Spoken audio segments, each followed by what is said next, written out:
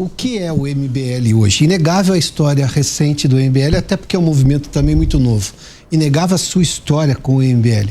Mas desde aquele movimento de 2013, quando a gente começou a ver muita gente passar a discussão política brasileira do dia a dia, o que foi talvez o maior alento desde a redemocratização. A gente não via esse tipo de participação. Talvez no impeachment do Collor também, mas não mais que aquilo. A gente voltou a ter povo na rua. E povo na rua que, para usar uma expressão da época, ia de graça. Ou seja, não é porque estava ali mantido por sindicatos ou grupos da esquerda que normalmente faziam isso e tinham a hegemonia da rua. Mas o MBL era crítico de Dilma Rousseff, apoiador do impeachment de Dilma Rousseff, depois apoiou o Jair Bolsonaro e depois se voltou contra Bolsonaro. Aí o MBL começou a ser criticado. Levando-se em conta o estado de coisas que nós temos hoje, e isso é recente contra o final do governo Bolsonaro e também agora nesse momento, com mudanças de interpretação constitucional que saltam aos olhos, o MBL tem parte dessa culpa, porque não só se elegeu um novo presidente, como a gente viu um Supremo ganhar um poder que não tinha. Um Congresso se diminuir a um tamanho que ele também não costumava fazer. Esse cálculo na eleição presidencial que o MBL fez foi equivocado ou foi uma questão de momento? Só um ponto, se você me permite, Ana Santos. Eu acho essa pergunta muito bobinha, porque é a pergunta que a gente mais responde. Será que eles não pensam assim, não? Mas assim, eu não achei bobinha, porque eu acho que esse programa é um apanhado de 2 horas, foram 2 horas de entrevista. Então, obviamente que é uma pergunta central, especialmente numa emissora como a PAN, você tratar de um posicionamento político como o do MBL, que criou a separação e a cisão do MBL do restante da direita. Então, eu acho natural a pergunta. A pergunta... Essa é a pergunta que mais vai ser feita pro Kim até a eleição. Sim, eu tenho certeza disso. E assim, a resposta já tá na ponta da língua desde o ano passado, né? Era uma pergunta eu acho que introdutória. nem foi uma questão de momento, nem foi equivocado. Acho que foi um grande acerto do Movimento Brasil Livre. Na verdade, o Movimento Brasil Livre não passou a ser criticado quando começamos a fazer oposição a Jair Bolsonaro. O Movimento Brasil Livre sempre foi criticado, né, à época por petistas, mas passou a ser então por bolsonaristas. Mas não foi o MBL também que se voltou contra Jair Bolsonaro, foi Jair Bolsonaro que se voltou contra os próprios valores. Vamos lembrar que no primeiro ano de mandato nós conseguimos aprovar um projeto de lei que limitava decisões monocráticas do Supremo Tribunal Federal, ou seja, o ministro do Supremo Tribunal Federal, se desse uma decisão sozinho, o que acontece hoje, a gente tem 11 Supremos, ou seja, um poder concentradíssimo em cada ministro do Supremo Tribunal Federal e um desprestígio à colegialidade, o que diminuiria, o que diluiria os poderes dos ministros do Supremo Tribunal Federal. Nós aprovamos esse projeto e, a pedido do ministro Dias Toffoli, Jair Bolsonaro vetou esse projeto. Para além disso, ele nomeou o ministro que garantiu a volta dos direitos políticos de Luiz Inácio Lula da Silva, ou seja, Lula só disputou a eleição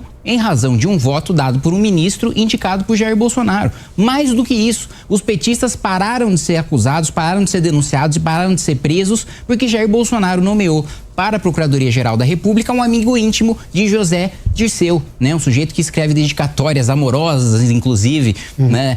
No sentido afetivo de amizade, né? A José Dirceu, e que agora essa mesma Procuradoria-Geral da República está se voltando contra Jair Bolsonaro. Ou seja, toda a construção que nós fizemos durante o impeachment, para passar a existir uma direita, para essa direita ter voz, ter vez e deixar de ser criminalizada como havia sido no período pós-redemocratização, esse esforço, infelizmente, foi jogado no lixo graças às ambições e às traições de um presidente da República que se viu refém, né, do Supremo Tribunal Federal em razão do rabo preso de um filho. Né? Vamos ser muito claro aqui, quem suspendeu as investigações envolvendo o COAF durante todas as investigações envolvendo o COAF, não só as envolvendo o filho do presidente da República, durante meses, foi o Supremo Tribunal Federal para salvar o presidente da República. A partir do momento em que Queiroz é preso e que o presidente da República corre o risco de cair do cargo, ele faz um acordo e entrega completamente o governo para aqueles que ele disse que preferiria perder a eleição do que entrega